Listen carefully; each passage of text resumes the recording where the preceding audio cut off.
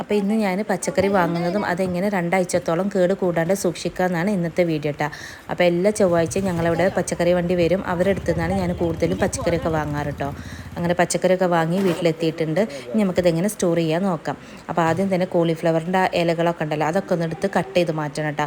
ആ ഇലകളോട് കൂടി വെക്കുകയാണെങ്കിൽ കവറിൽ കെട്ടി വെച്ചാലും പെട്ടെന്ന് ചീഞ്ഞ് പോകും കേട്ടോ. അപ്പോൾ ഇലകളൊക്കെ ഒട്ടും ഇലകളില്ലാണ്ട് എല്ലാം കട്ട് ചെയ്ത് കളയുക. എന്നിട്ട് നമുക്കിതൊരു ക്ലിംഗ് റാപ്പിൽ റാപ്പ് ചെയ്ത് വെക്കുകയാണെങ്കിൽ രണ്ടാഴ്ചത്തോളം ഇത് കേട് കൂടാണ്ട് ഇരിക്കും കേട്ടോ.